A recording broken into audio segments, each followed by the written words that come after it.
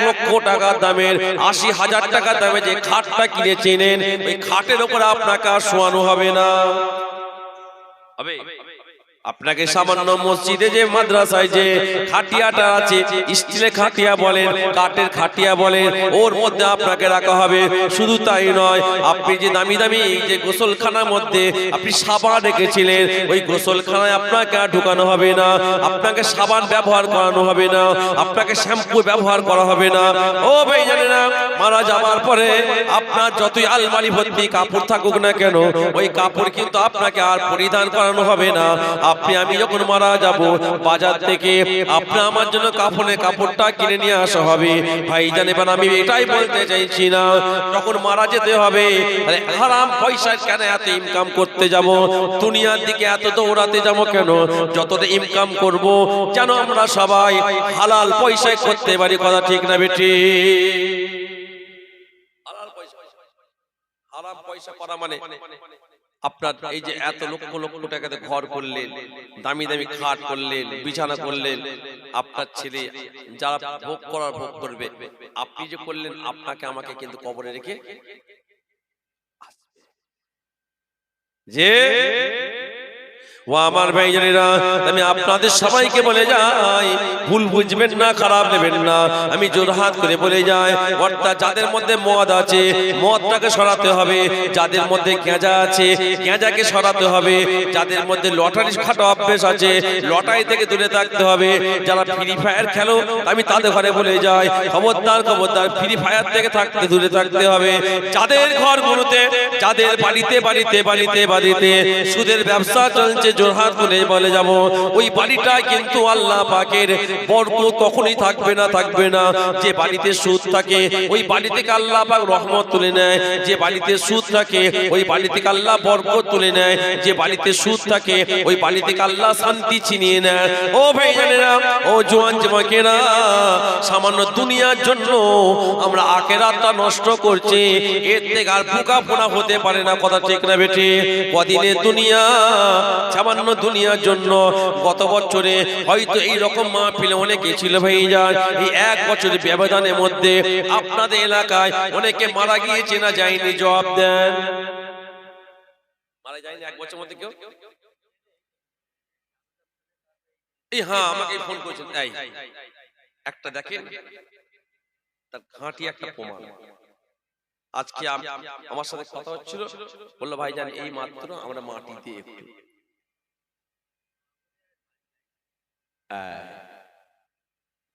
কোথায় কবরটা কোথায়? এই গাড়ির পাশে। উনি যে শুয়ে আছে কবরের মধ্যে সব শুনতে পাচ্ছে,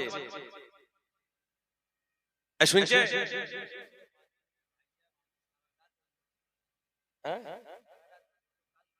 কি বলছে?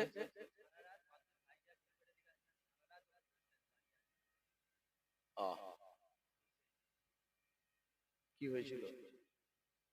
বয়স কত হয়েছিল? আল্লাহর হুকুম, আল্লাহ যেন আখিরাতে শান্তি দিয়ে দেয়। জোরে বলুন আল্লাহুম্মা আমিন। এটা জোরে বলুন আল্লাহুম্মা আমিন। আল্লাহ যেন কবরটাকে আল্লাহ নূর দিয়ে যেন উজালা করে দেয়। জোরে বলুন আমিন। দুনিয়াবি করতে যদি কোনো রকম কারণবশত ধরা পড়ে যায় আল্লাহ যেন কবরে আযাবকে maaf করে দেয়। জোরে বলুন আমিন। বিশ্বাস করেন, অথচ উনি কিন্তু আপনার আমার মতো একজন এখানে বসে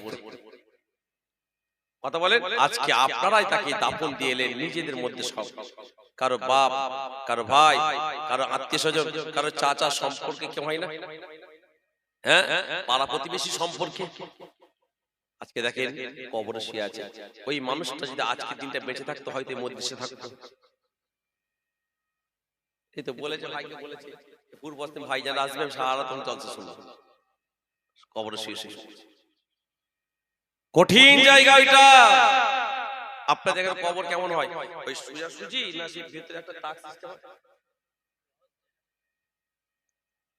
আচ্ছা বকরিরা করা হয় না বলেন, একটু ভাবেন এবার, একটু খালি সামান্য চোখটা বন্ধ করে কয়েক সেকেন্ড খালি ভাবেন, কয়েক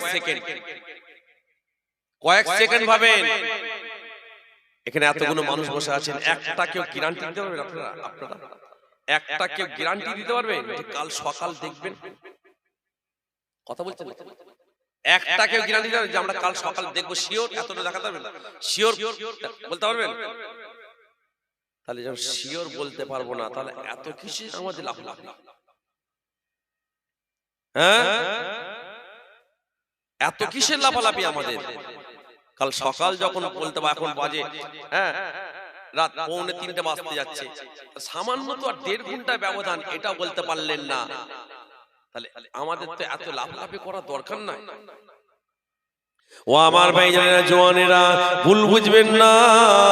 আজকে আপনাদের গ্রামের একজন, আপনাদের কারো হয় দুনিয়া থেকে বিদায় নিয়েছে, একটু বুঝে নেন, আমাদের ঘরে একদিন কিন্তু বিদায় নিতে হবে। কাল সকাল হবে এর কিন্তু কোনো গ্যারান্টি নাই, কাল সকাল হবে এর কিন্তু কেউ গ্যারান্টি দিতে পারবো না।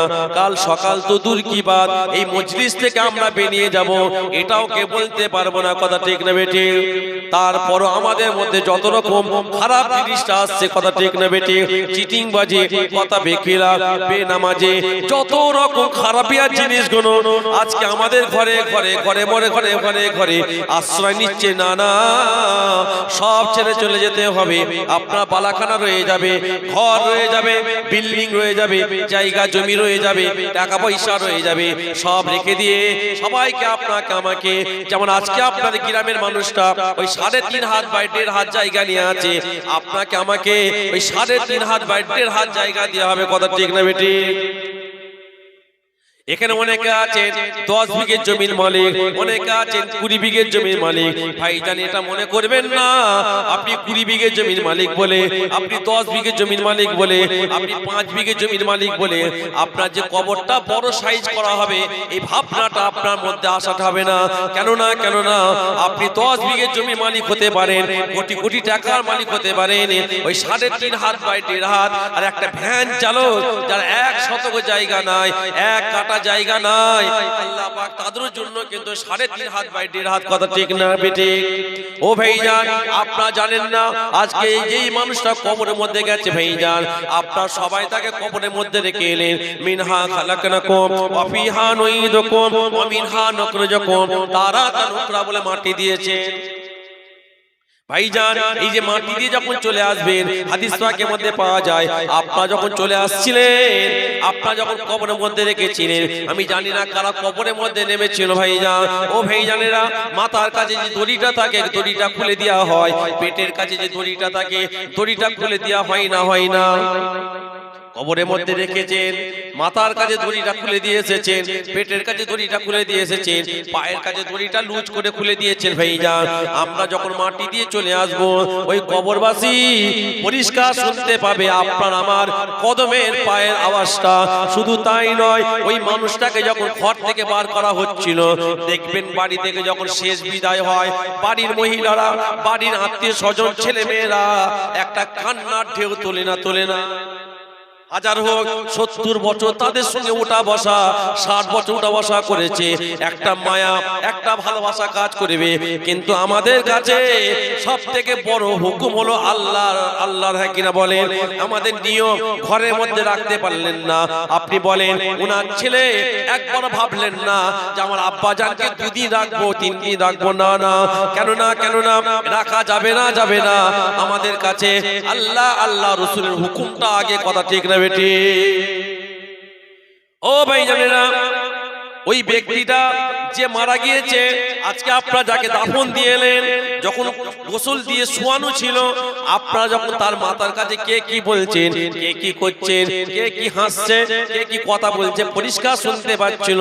শুধু তাই নয়, বাড়ি থেকে যখন তাকে তোলা হবে, একটা কান্না ঢেউ ওঠে, বুঝতে পারে আর আমাকে আমার শখের বাড়িতে আর নিয়ে আসবে না।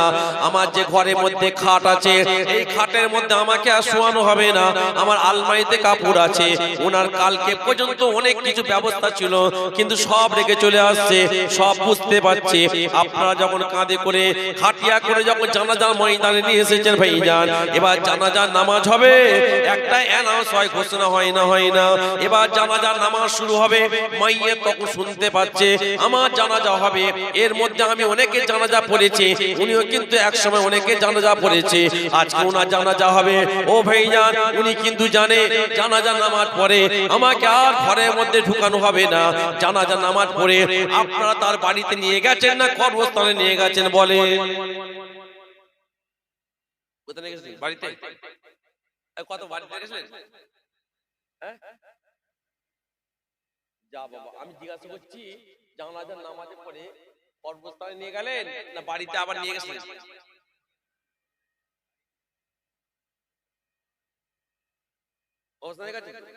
একবার মনটা হলো না যে বাড়িতে নিয়ে যাই?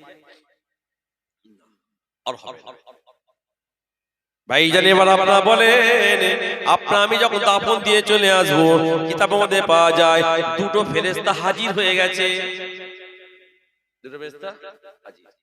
মাইয়ের যদি ভালো হয়, মাইয়ের যদি নেককার হয়, রূহ যদি ভালো হয়, কবরে আল্লাহ পাক যে দুটো ফেরেশতা পাঠাবে মাসুম বাচ্চার নাই। কিন্তু মাইয়ের যদি খারাপ হয় তাদের কবরে ফেরেশতা আল্লাহ ভয়ানক পাঠাবে।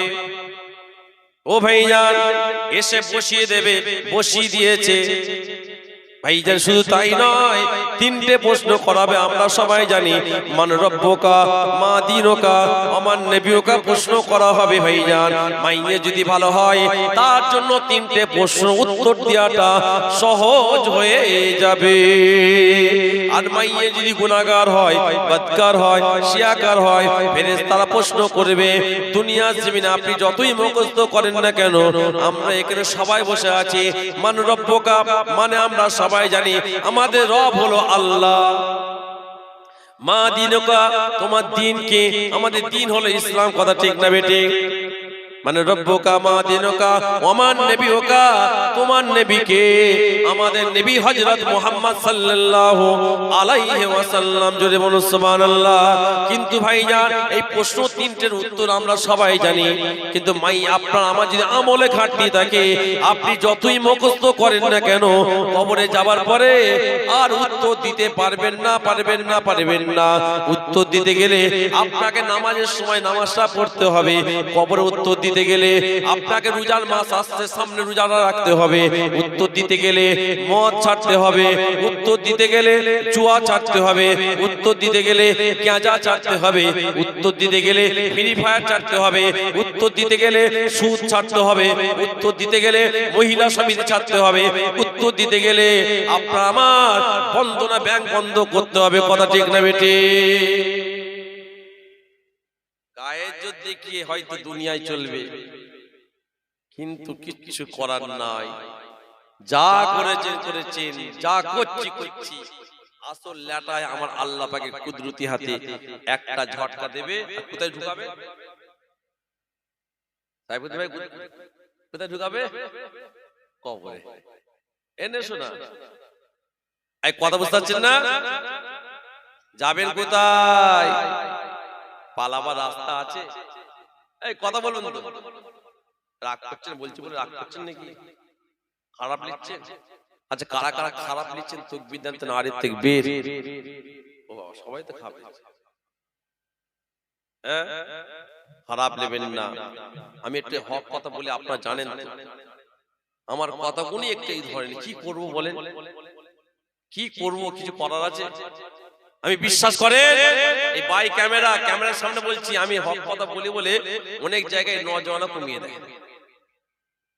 এই শুনছেন?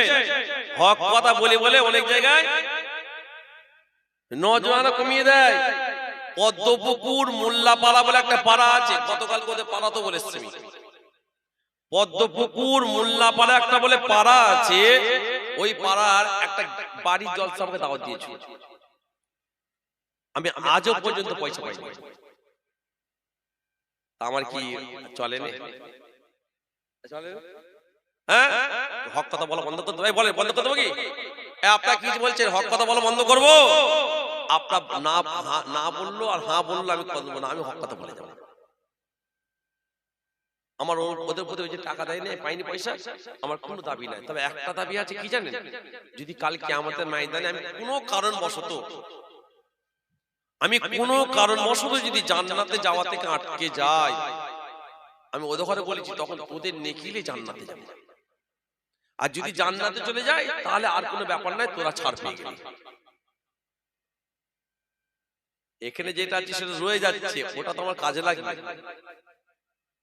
কথা ঠিক না বেটি? কথা দিয়ে তুমি কথাকে বেখিলাফ করছো। মান গাসসা ফালাইসা মিনহু, হাদিস পাক আল্লাহ রাসূল বলছে তোমরা এক অপরকে ধোঁকা দিও না। মান গাসসা ফালাইসা মিনহু, তোমরা এক অপরকে ধোঁকা দিও না। এমন কি তোমরা অবলা জানোয়ারদেরও ধোঁকা দিও না। যদি কেউ ধোঁকা দেয় সে আমার উম্মতের বাইরে চলে গেল। আপনি একটা ছাগলকে পাতা খাওয়াতে যাচ্ছেন, পাতাটা টানছেন, পাতা খাওয়াতে যাচ্ছেন টানছেন, ছাগলটাকে কি দেওয়া হচ্ছে? ধোঁকা দেওয়া হচ্ছে, একটা অবলা জানোয়ারের কথা বলা হচ্ছে। আর আজকাল তো আমরা ঘরে ঘরে পাড়ায় পাড়ায় ভাই ভাই আমরা সব ধোঁকাবাজি করছি না? শুধু তাই না, হাদিস পাকের মধ্যে এসেছে লা দীনা লিমান লা আহাদা লাহু, যারা ওয়াদা করে ওয়াদা ভঙ্গ করলো, আমার রাসূলুল্লাহ বলছে তাদের দ্বীনটা নাই। একটা আমি হাদিস পাক বলছি, আল্লাহ সুবহানাহু লা দীনা লিমান লা আহাদা লাহু, ওয়াদা করে যারা ওয়াদা ভঙ্গ করলো তার দ্বীন নাই, দাবি নাই। ওই একটাই দাবি। আল্লাহ আমাদের সকলকে হেফাজত করে, জোরে বলুন আমিন। আমি এটা বলতে চাইলাম, হক কথা বললো জ্বালা, এটা হক কথা কি হবে? তো লাগবে। এই যে ফ্রি ফায়ারের কথা বলছি, আপনাদের কথা অনুযায়ী বুঝা গেল আপনাদের এলাকায় ভালোই ফ্রি ফায়ার চলে। এবার যারা ফ্রি ফায়ার করে তারা বলবে হয়তো কত বছর আমাকে দাওয়াত করতে যান, এ তারা বলবে যে মাহাতা ভাইকে আনলে কিন্তু আমরা চাঁদা দেবো না। কি করবো? ওরা তো ফাঁসাতে পড়ে যাবে।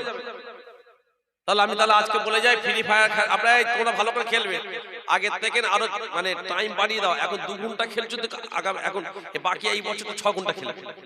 বলবো বিড়ি যারা যাচ্ছে, আমি যদি বলি বিড়ি খাও আরো বেশি করে, তাহলে আমাকে দাওয়াত করবে তারা?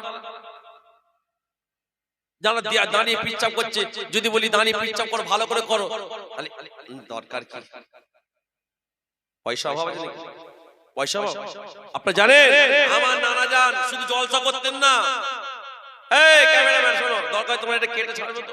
অনেকে মনে করে জলসা করা মানে বিশাল বড় হুজুর, খ্যাপা জানে না। আমার নানা জান আশিকে রাসূল ছোট হুজুর পীর কেবলা, আপনারা কেউ দেখেছেন আমার নানা জান ছোটকে দেখেছেন? এই তো দেখেছি, মাশাআল্লাহ। জমি চাষ করতো, জমি শুনছেন, জমি চাষ করতো। শুধু তাই নয়, আমার নানা জান মাথায় করে তালতলাহাট বলে একটা বাজার আছে, সবজি নিয়ে যেত। সবজি তালতলাহাটের বাজার আছে জানেন না? সবজি নিয়ে যেত বাজারে। বাজারে আরো অন্যান্য সবজি দোকানদার থাকতো, সব সবজি কিনতে আসতো অন্য অন্য দোকানদারের কাছে কিনে। আর আমার নানা জানকে সবাই চেনে, ইনি ছোট হুজুর কেবলা, ইনি আওলাদে মুজাদ্দিদুল জামান, ইনি একজন আশিকে রাসূল, ইনি একজন আল্লাহ ওলি, সবাই চেনে। কিন্তু আমার নানা জানের কাছে কেউ কিনত না, অন্য জনের কাছে ব্যাগ ভর্তি মাল কিনে চলে যাচ্ছে। আবার একজন এসছে ব্যাগ ভর্তি মাল কিনে চলে যাচ্ছে, আর যাবার সময় হুজুরকে বলছে আসসালামু আলাইকুম, হুজুর সালাম দিয়ে কেমন আছেন, যেমন আদব করা চলে যাচ্ছে। আচ্ছা বলুন তো, ধরে নেন আপনাদের এই রামরাই ঘিরিতে 10টা দোকানদার, 10টা দোকানের মধ্যে 9টা দোকানে বেচা কিনা ভালো হচ্ছে, আর একটা দোকানে যদি বেচা কিনা ভালো না হয়, দোকানদারের মনটা কেমন হবে? কথা বলছেন না কেন? খারাপ হবে না? আবার যদি আপনার পরিচিত লোক আপনার দোকানে না কিনে অন্য দোকানে কেনে, তাহলে আপনার মনটা কি হবে? হ্যাঁ, বেশি খারাপ হবে না? যারা অন্য দোকানে যে কিনছে, অথচ সবাই কিন্তু আমার নানা জানকে চেনে, দেখছে ও কিনছে ব্যাগ ভর্তি করে মাল কিনে নিয়ে যাচ্ছে, আমার নানা জানকে সালাম দিচ্ছে। আবার একজন এসছে, তাহলে কি আমার নানা জানের মনটা খারাপ হচ্ছে কি? কেন অন্য দোকানে মাল বিক্রি হচ্ছে, আমার নানা জান ছোট হুজুরের মন খারাপ হবে না কেন? যে ছোট হুজুর পয়সার জন্য হলো যায়, আমার নানা জান পয়সার জন্য যায়নি। কিসের জন্য? কিসের জন্য? আরে বাবা, আপনাদের মতো মুড়ি যদি এখনকার হুজুর দোকানে এত টাকা দেয়, আগেকার মুড়ির তো খাঁটি ছিল। হ্যাঁ, প্রয়োজনে তেনারা নিজের বুক চিরে দিয়ে দেবে। কেন যেত শোনেন, ওই যখন দেখছে একজন এসছে ব্যাগ ভর্তি মাল নিয়ে যাচ্ছে, আবার যখন এসছে একজন দেখছে ব্যাগ ভর্তি মাল কিনে নিয়ে যাচ্ছে, 5 জনের মধ্যে একজন হয়তো দেখছে কোন রকম একটা সবজি একটা কিছু কিনে বাড়ি। আমার নানা জান ওই ব্যক্তিকে ডাকতো, কই গো এদিকে এসো। জি হুজুর এদিকে এসো না। কি গো তুমি একটা সবজি কিনেছো কেন? ওরা সব ব্যাগ ভর্তি মাল কিনে নিয়ে যাচ্ছে, আর তুমি একটা। হুজুর আমার পয়সা নাই। কি বলছো? এই শুনছেন কি বললো? যে আমি গরিব মানুষ, আমার পয়সা নাই। ও তোর পয়সা নাই? ব্যাগটা খুলে, ব্যাগটা খুলে, ব্যাগটা দাও। হুজুর ব্যাগটা দাও। ব্যাগটা দিয়ে হুজুর কি করছে না জান, ব্যাগে সবজি ঢুকিয়ে দিচ্ছে, ঢুকিয়ে ব্যাগ ভর্তি মাল করে আনো বাবা যাও। হুজুর পয়সা, পয়সা আমি জুলফিকার বাজারে পয়সার জন্য আসি না, আমি এসেছি আমার পড়োশিরা কে কি অবস্থায় আছে আমি দেখতেছি যে বাজারে ওরা ব্যাগ ভর্তি মাল নিয়ে যাচ্ছে, ওদের পয়সা আছে তোমার নাই, তুমি খালি হাতে যাচ্ছ, আমি জুলফিকার এসেছি তোমাদের এই ব্যাগ ভর্তি করে দেওয়ার জন্য। জোরে বলে, জোরে বলা যাবে না যে আল্লাহ পাক আপনি যতদিন বেঁচে থাকবেন আল্লাহ আপনার রুজির ব্যবস্থা করে দেবেন। কথা ঠিক না বেটি? আমার নানা জান হক কথা বিশাল বলতেন, বিশাল বলতেন। আর আজকাল হক কথা বলতে গেলে আবার অনেকে ধুমকি দেয়, অনেকে ফোন করে ধুমকি দেবে, বাবা ধুমকি দিচ্ছ দাও, কত ধুমকি দেবে, বড় ধুমকি তোমার জন্য অপেক্ষা করছে কবে। এই কথা ঠিক না বেটি? খারাপ নেবেন না, ভুল বুঝবেন না, আপনাদের সাথে আমাদের একটা সম্পর্ক আছে, সেই সম্পর্কের সূত্রে আপনাদের ঘরে এই কথাগুলো বলে যাচ্ছে। ও আমার ভাইজানেরা, জওয়ানেরা, ও ভাইজানেরা, আপনার মধ্যে যদি রাসূলুল্লাহর মুহাব্বত যদি আনতে পারে, আমাদের মধ্যে সত্যিকার রাসূলুল্লাহর ভালোবাসা যদি আনতে পারে, বিশ্বাস করেন আমার আল্লাহ পাক আপনাকে আমাকে আখিরাতে কামিয়াবি করে দেবে। ও ভাইজানেরা, কিনা রাসূলুল্লাহকে মুহাব্বত করেছে আমার নানা জান আশিক রাসূল ছোট হুজুর পীর কেবলা, ওনার লাকাব ছিল আশিক রাসূল। কথা ঠিক না বেটি? ও ভাইজানেরা, এই আশিক রাসূলের কথা বলতে যে একটা আল্লাহর ওলির কথা মনে পড়ে যায়। আপনার নাম শুনেছেন কি জানি না, আব্দুর রহমান বিন জুসি বলে একজন বিশাল বড় একজন আল্লাহ ওলি ছিলেন। ও ভাইজানেরা, আব্দুর রহমান বিন জুসি এত বড় আল্লাহর ওলি ছিলেন, যিনার জীবনের মধ্যে পাওয়া যায় প্রতিদিন আমার রাসূলুল্লাহর উপরে 1000 বার করে দরুদ শরীফ পাঠ করতে। এত বড় আল্লাহ মাহবুব বান্দা ছিলেন, এত রাসূলুল্লাহর আশিক ছিলেন, প্রতিদিন 1000 বার করে কি করতেন? নবী পাকের উপর দরুদ শরীফ পড়তেন। ভালো করে শুনবেন কথাটা। তো একদিন উনি মনে মনে ঠিক করলো যে আমি নবী পাকের দরবারে যাব। শুনছেন? নবী পাকের দরবারে আমি যাব, খালি হাতে যাব, খালি হাতে যাব না। উনি ঘরেতে বসে বসে একটা কবিতা লিখলেন। কে কে? আব্দুর রহমান বিন জুসি। উনি একটা বাড়িতে কি লিখলেন? একটা কবিতা লিখলেন। কবিতা লিখে যে কবিতাটা মানে আমি আপনাকে বাংলা ভাষায় ব্যাখ্যা করছি, যে কবিতাটা মানে উনি প্রথম লাইনে লিখছি, ইয়া রাসূলুল্লাহ আপনি ছাড়া আমি অসহায়। শুনছেন? ঘুম পাচ্ছে নাকি ঠিক বুঝতে পারছি না, আমি কি ছেড়ে দেবো নাকি? অসুবিধা হচ্ছে কি? তাহলে বলেন ছেড়ে দেবো। আপনাদের ফিডব্যাক যদি না পাই, সারা যদি না পাই, আপনারা তো একটুখানি হাঁ হয়ে দেবেন। আমি তো, আপনি বলুন তো, আপনারা 2 মিনিট সাইডে যান বা 5 মিনিট দুইজন ঝগড়া করেন, গলাটা কি হয় দেখবেন, কি হবে? আর এটা নিয়ে আমার এই 3 নম্বর পড়েছে, আর 6 ঘন্টা চিল্লাতে হচ্ছে, আবার নিজে ড্রাইভিং করি আমি। আপনি বললাম না আমি ভাতটা খাবার সময় পাইনি এখনো, আমি নিয়ত করেছি আজকে এখানে নেবে ভাত খাবো। ভাত আছে তো? আমি নেবে নিয়ত করি, আমাদের খাওয়াই এরকম বিস্কুট ছিল, তাও আদা চা খেতেই পেলাম না। আপনার সাথে কথা বলবো না, খাবো। কিন্তু আল্লাহ শুকর, সব দাদা পীরের দোয়া। কথা ঠিক না? হ্যাঁ, কিচ্ছু পরিবর্তন হবে না। এই খুদাই দান, এটা হচ্ছে আল্লাহর দান, অন্য কিছু নয়। এই পার ডে 4 ঘন্টা 6 ঘন্টা চিল্লালে নাই, নাম ভুলে যাবে, কালকে বুঝতে যাবেন বলালে। কথা ঠিক না?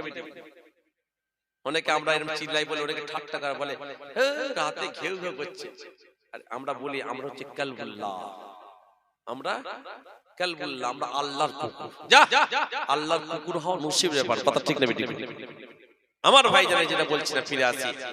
আব্দুর রহমান বিন জুসি উনি একটা কবিতা লিখলেন। কবিতা লিখে ঠিক করলেন যে কবিতাটা আমি নবী পাকের রওজার কাছে যে আমি রাসূলুল্লাহ জালির পাশে দাঁড়িয়ে দাঁড়িয়ে আমার দয়ার নবীকে আমি কবিতাটা শোনাবো। যদি বলা যাবে না? কবিতার মানে কি? ইয়া রাসূলুল্লাহ আপনি ছাড়া আমি অসহায়, ইয়া রাসূলুল্লাহ আমি আপনার অধম উম্মত, আপনার কাছে এসেছি, কিয়ামতের ময়দানে কোনো জায়গায় যেন আপনি আমাকে ভুলে যাবেন না। কবিতার মানে এটা। বড় শখের সাথে কবিতাটা লিখলেন। আশিকের রাসূল, আশিক এত আশিক ছিলেন, কবিতাটা লিখে কবিতায় চুমু দিচ্ছে, ঝরঝর করে কাঁদছে। হুজুরের জীবনীর মধ্যে পাওয়া যায়। খুব কাঁদছে, মনে মনে ঠিক করলো আমি নবী পাকের কাছে যাব।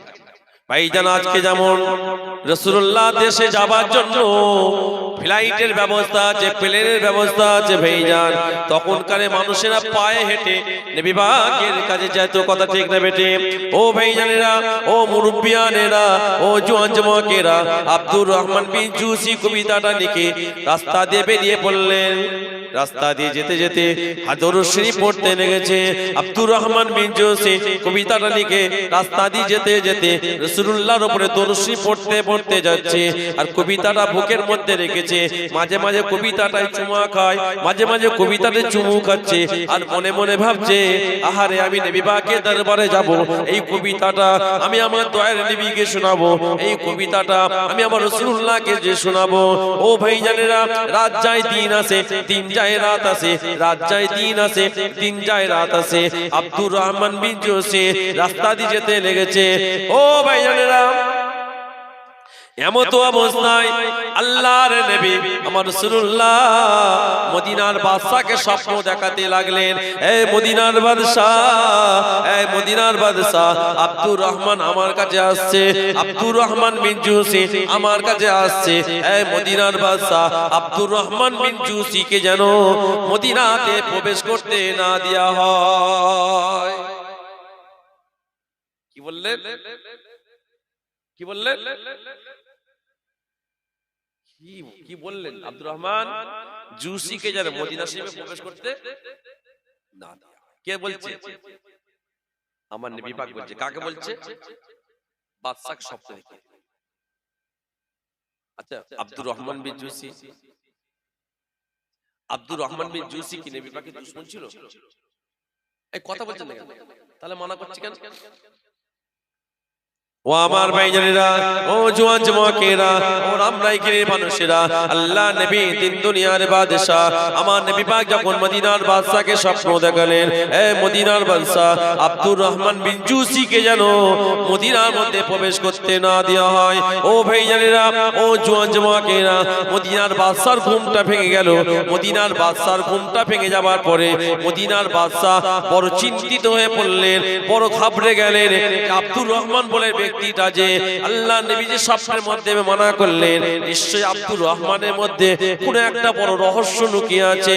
ও ভাইজানেরা, মদিনার বাদশা ঘাবড়ে গেলেন। কেননা ইতিপূর্বে আপনারা সবাই শুনেছেন নবী পাকের লাশ মুবারক চুরি করার জন্য, আমার নবী পাকের লাশ মুবারক চুরি করার জন্য মদিনা জমিনে দুটো ইহুদি ধরা পড়েছিল। শুনেছেন না শোনেননি? মদিনার সেই সময় মানুষ সবাই সাক্ষী দিচ্ছে যে এদের মতো ভালো মানুষ আর দ্বিতীয় মদিনা শরীফ এখন কেউ নেই। এত ভালো সুফি সাহেব হয়েছে। এই জন্য তো আমার নবী পাক কাফেরদের থেকে মুনাফিকদের বেশি ভয় পেতেন। এই শুনছে? কাফেরদের থেকে মুনাফিকদের ঘরে বেশি ভয় করতেন। আর মুনাফিকদের সবথেকে কঠিন আযাব হচ্ছে জাহান্নামের নিম্ন স্থান। আপনারা জানেন নবী পাকের জামানায় মুনাফিকদের সরদার কে ছিল? কেমন জানেন? মুনাফিকদের সরদারের নাম কি?